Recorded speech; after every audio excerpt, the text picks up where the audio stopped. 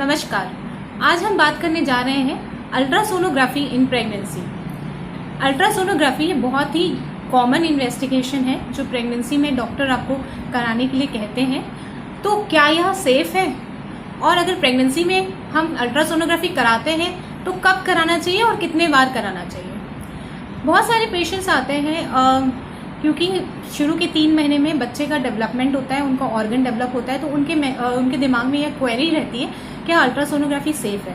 तो आज मैं बताना चाहूँगी अल्ट्रासोनोग्राफी बहुत ही एब्सोल्युटली सेफ इन्वेस्टिगेशन है। आप प्रेगनेंसी में आराम से आप स्कैन करवा सकते हैं और जितनी बार डॉक्टर ने आपको प्रिस्क्राइब किया है, जितने बार आप करवाना चाहें, वो आसानी से अल्ट्रासोनोग्राफी की जाँच हम प्रेगनेंसी में करा सकते हैं। तो अल्ट्रासोनोग्राफी अब हमें पता चल गया है कि ये सेफ है, तो हम कितने बार कराएं।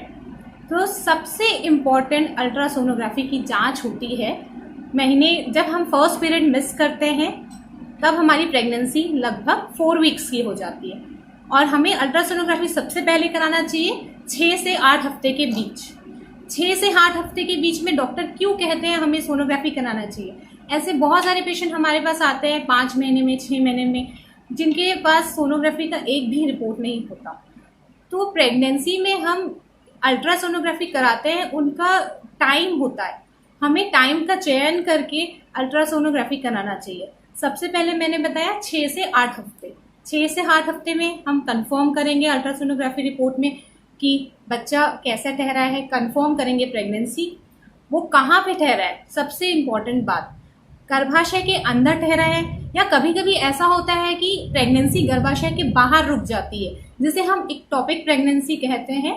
और यह बहुत ही खतरनाक सिचुएशन है क्योंकि इक्टोपिक प्रेगनेंसी में ज़्यादातर प्रेगनेंसी जाके रुक जाती है गर्भ नलिका में, और अगर गर्भ नलिका में हमारी प्रेगनेंसी रुक गई है तो जैसे एम्ब्रियो ग्रो होगा, जैसे बच्चा ग्रो होगा, हो सकता है वह फट जाए और उसमें से बहुत ज़्यादा ब्लीडिंग हो और आप एक इमरजेंसी सिचुएशन में लैंड हो सकते हैं। तो पहली सोनोग्राफी बहुत इंपॉर्टेंट है आपकी प्रेगनेंसी कंफर्म करने के लिए, आपका लोकेशन कंफर्म करने के लिए कि यूट्रस में बच्चा रुका है कि नहीं। फिर नंबर ऑफ प्रेगनेंसी, आपका एक बच्चा रुका है या एक से अधिक रुका है। एक से अधिक रुका है तो आप बहुत एक्साइट हो सकता है, लेकिन हो सकता है प्रेगनेंसी में आपको बहुत डॉक्टर बार बार चेकअप के लिए बुलाए और प्रेगनेंसी में ज़्यादा ध्यान देना पड़ता है। इसके अलावा कभी कभी इंटरनल ब्लीडिंग होती है, उसे भी सोनोग्राफी के द्वारा हम चेक कर सकते हैं पहले सोनोग्राफी में। और सबसे इम्पॉर्टेंट पहली प्रेगनेंसी होती है डेटिंग स्कैन। अगर आपका पीरियड इरेगुलर है तो प्लीज़ फर्स्ट ट्राइमेस्टर सोनोग्राफी ज़रूर कराइए। 6 से 8 हफ्ते की जो सोनोग्राफी होती है वह आपके डेट्स को कंफर्म करती है। प्रेगनेंसी का टोटल डेट होता है 40 वीक्स, और अगर आपके पीरियड्स इरेगुलर है तो आपको ठीक से समझ में नहीं आएगा कि आपका पीरियड का डेट कौन सा है और अभी आपकी प्रेगनेंसी कितनी हो गई है। तो 6 से 8 हफ्ते का सोनोग्राफी डेटिंग स्कैन कहलाता है, उसमें एग्जैक्ट डेट पता चलता है कि बच्चा कितना बड़ा है। इसके बाद सेकेंड सोनोग्राफी जो इंपॉर्टेंट होती है वो होती है 11 to 14 वीक्स। 11 to 14 वीक्स में हमें क्या पता चलता है, हमें पता चलता है कोई जेनेटिक एबनॉर्मलिटी तो नहीं है बेबी में। इसे हम कहते हैं अर्ली एनोमली स्कैन।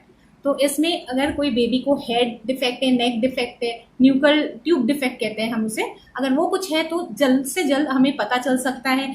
जैसे आजकल की प्रेगनेंसी महिलाएं का एज ज़्यादा होता है, लगभग जैसा एज बढ़ता है क्रोमोसोमल एबनॉर्मलिटी के चांसेस, जेनेटिक डिजीज के चांसेस बढ़ते हैं।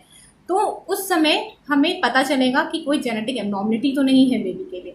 वैसे जेनेटिक एबनॉर्मलिटी के लिए कोई एज मोहताज नहीं होती, लेकिन जैसे हमारी एज बढ़ती है और हम प्रेग्नेंट होते हैं तो जेनेटिक एबनॉर्मलिटी के चांसेस बढ़ जाते हैं। तो वह हमें पता चल जाएगा 11 to 14 वीक्स स्कैन में। तो इसके बाद नेक्स्ट सबसे इम्पॉर्टेंट होता है 18 to 22 वीक्स का सोनोग्राफी। उसमें बच्चा तब तक बहुत डेवलप हो जाता है, उसकी बॉडी पार्ट्स डेवलप हो जाता है, उसका पूरा सिस्टम, किडनी, लिवर, सब कुछ अंदर पूरा सिस्टम डेवलप हो जाता है। तो इस सोनोग्राफी में हमें पता चलेगा कोई मेजर एबनॉर्मलिटी बेबी को तो नहीं है। हमारे इंडिया में, भारतवर्ष में 20 हफ्ते होते हैं कट ऑफ, जब तक गवर्नमेंट ने हमें अलाउ किया है कि अगर कुछ बेसिक एबनॉर्मलिटी है या कुछ ऐसा आप फेस कर रहे हैं, चांसेस कम रहते हैं इसके, लेकिन अगर आप फेस कर रहे हैं और वो बच्चा अगर कॉम्पैटिबल नहीं है लाइफ में तो आप इस बच्चे को आगे ले जाना नहीं चाहेंगे, तो उसके लिए अलाउड है 20 वीक्स। तो 20 वीक्स के अंदर हमें पकड़ना है कि आपका प्रेगनेंसी नॉर्मल है या उसमें कोई डिफेक्ट है। तो ये हो गया फर्स्ट हाफ ऑफ प्रेगनेंसी। इसमें हमने क्या एस्टैब्लिश किया, नॉर्म प्रेगनेंसी आपकी नॉर्मल है कि नहीं, आपका जो बेबी हो रहा है वो नॉर्मल सी हम एस्टैब्लिश करते हैं पहले टाइम के सोनोग्राफी के लिए। फिर सेकेंड पार्ट ऑफ सोनोग्राफी होता है, उसमें हम देखते हैं जो बच्चा आपका डेवलप हो रहा है वह कैसे हो रहा है, उसकी ग्रोथ ठीक है कि नहीं। अगर आप किसी प्रॉब्लम से ग्रसित है, लाइक आपको प्रेगनेंसी में बीपी का प्रॉब्लम है, डायबिटीज का प्रॉब्लम है, और ऐसा कोई मेडिकल डिसऑर्डर है जिसके वजह से बच्चे की ग्रोथ को अफेक्ट हो सकता है, इसके लिए हम सोनोग्राफी करते हैं। लगभग 28 हफ्ते के आसपास सोनोग्राफी होता है।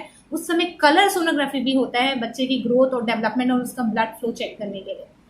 इसके अलावा अगर आपको पहले से कोई प्रॉब्लम है तो डॉक्टर अपने आवश्यकता के अनुसार आपको बताएगा कि हो सकता है 2-3 सोनोग्राफी और आपको करनी पड़ सके। तो सबसे इम्पॉर्टेंट ऐसा नहीं है कि हमें 5 महीने के बाद जाना है सोनोग्राफी के लिए। सबसे इम्पॉर्टेंट मैंने आज के एपिसोड में आपको बताया है कि 5 weeks of pregnancy, 6 weeks of pregnancy में पहला सोनोग्राफी होना चाहिए। या हम अंत में मैं बस इतना कहना चाहूँगी, सोनोग्राफी का टाइम बहुत इंपॉर्टेंट होता है, उसे मिस मत करिए। आपको अल्टीमेटली हमें चाहिए एक हेल्दी बेबी, और वह सोनोग्राफी के माध्यम से हमें बहुत अच्छी जानकारी मिल सकती है। तो इसे प्रॉपर सही समय में जाकर डॉक्टर से मिलिए और सोनोग्राफी कराइए। Thank you.